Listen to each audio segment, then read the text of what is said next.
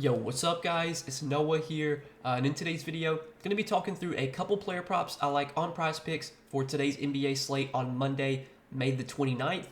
We do have Game 7 of the Eastern Conference Finals on Monday night. I did not think we would get to this point. When the Heat were the Heat were up 3-0 in this series, I did not think a week later, week and a half later, we'd have a Game 7. But here we are. It was a crazy game on Saturday night. Boston, obviously won on the tip in by Derek White. Crazy game. It's been an awesome series, and hopefully we get another good game on Monday night.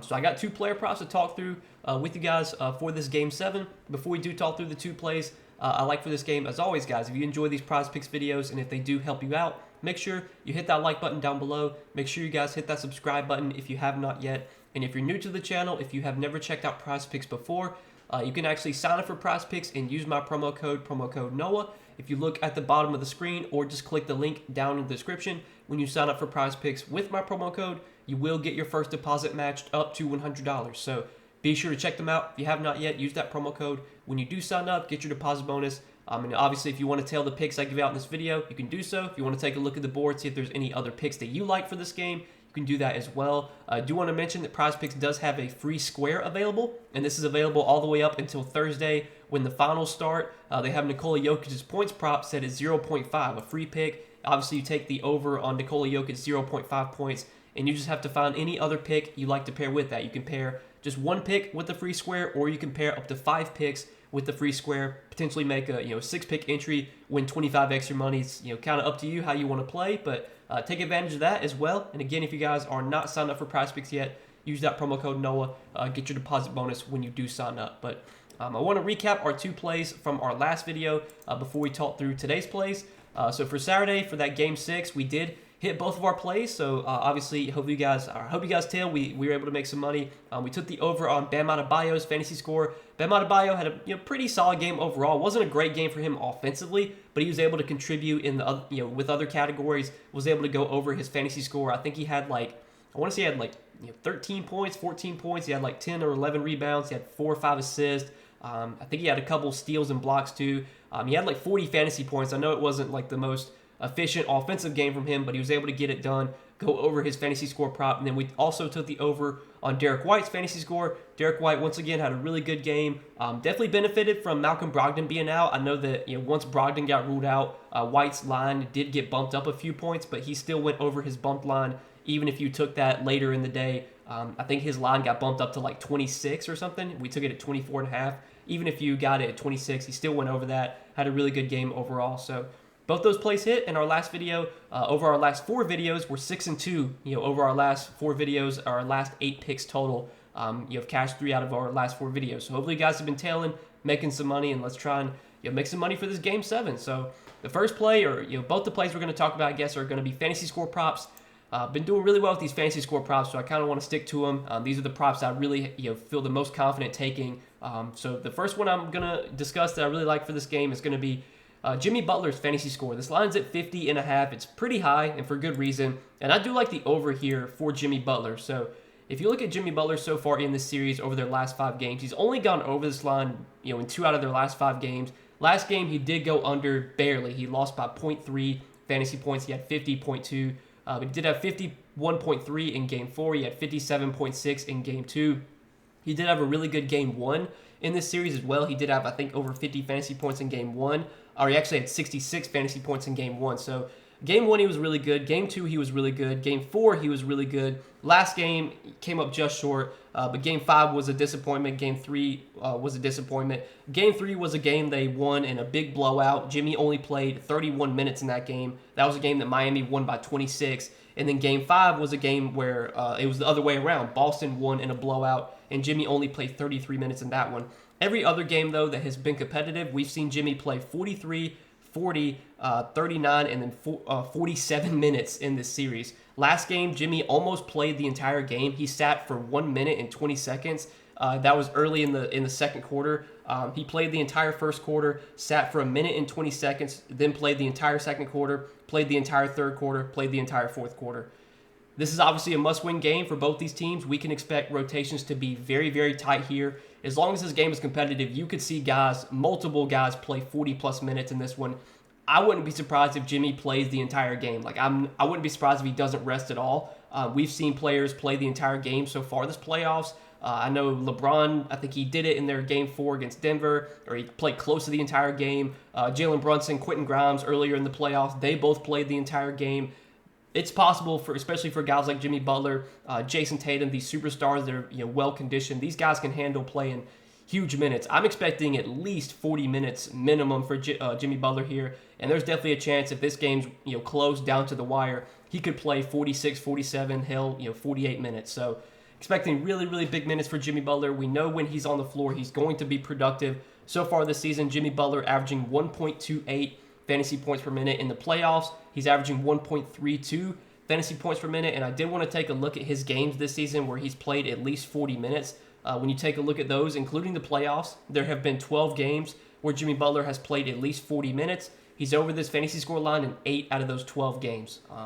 So 50.5 fantasy score. I know this line's high, but with how Jimmy Butler can contribute in all categories, scoring, rebounding, getting assists, getting defensive stats, with how many minutes he should play here, I still feel like this is a line that he can definitely go over, especially if he does play close to 48 minutes like he did last game, which I would not be surprised if he plays close to 48 minutes again here. And if you do look at last game, I mean, Jimmy, we all saw how bad offensively Jimmy was. Jimmy shot 5 for 21 last game and still put up over 50 fantasy points. Like, imagine if he just had an even average shooting game last game. He would have went for over 60 fantasy points.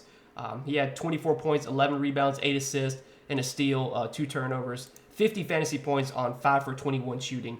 That just kind of shows the ceiling, the upside that Jimmy has when he's playing this many minutes, when obviously the ball's in his hands a ton. So that's the first pick I do like for today. More than 50.5 fantasy score for Jimmy Butler.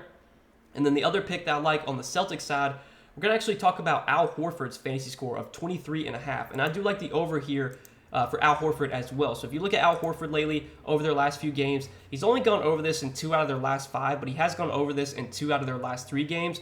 What really stands out here, once again, we can just expect very tight rotations for both these teams. I mean, you look at last game, the Celtics pretty much ran a 7-man rotation.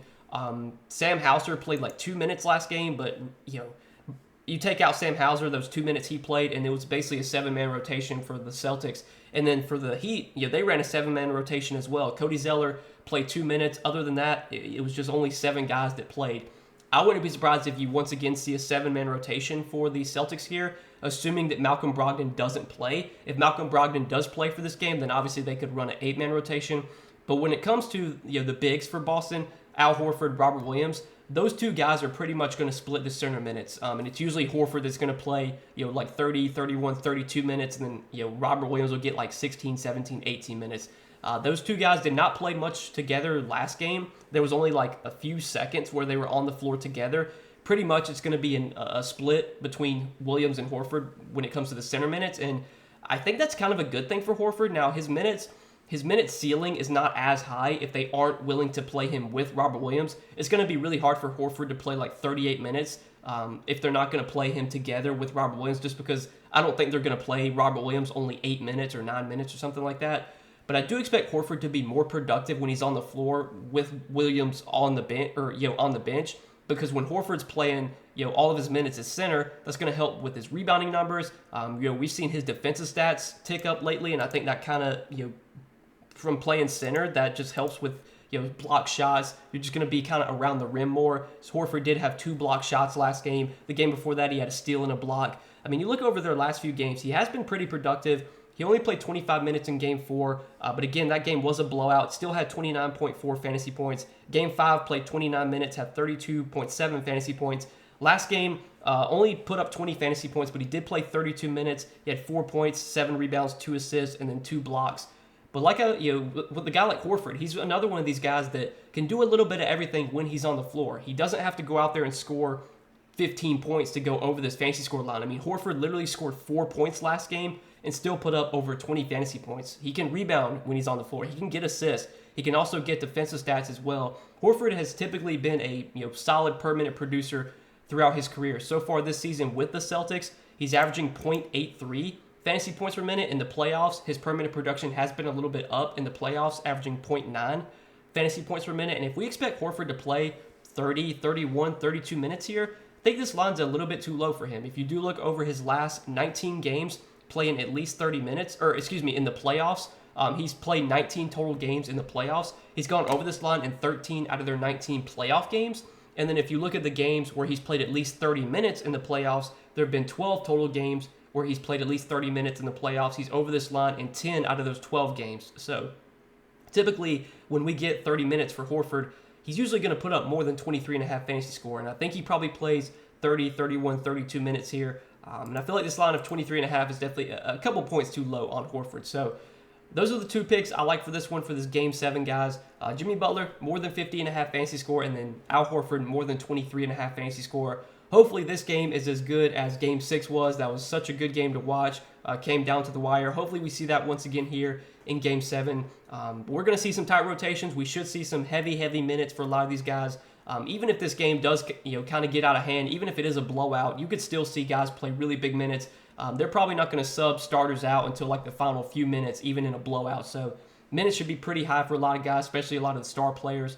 These are the two props I like kind of the most when I'm taking a look at the board right now. I am recording this video on Sunday. We don't have the full board up yet. I'm sure PrizePicks is going to add more props on Monday. But this is kind of what I like, taking a first look at the board right now. I'll be sharing some more plays for today, though, over on Patreon. I will be sharing those later on Monday, probably Monday afternoon. So if you guys want more PrizePicks plays from me, if these YouTube videos help you out, you want more PrizePicks plays from me, I do give those out on Patreon.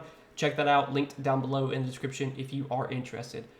But I wish you guys the best of luck tonight. I hope you guys enjoyed this video. I hope it helped. Hit that like button if you guys enjoyed. Hit that subscribe button if you have not yet. And be sure to go check out PrizePicks as well. Sign up for PrizePicks. Use that promo code NOAH. When you do sign up, get your first deposit matched up to $100 when you sign up with my promo code. Also, take advantage of that Jokic free square while it's still available. It'll be available all the way up until Thursday, which is when Game 1 of the finals is.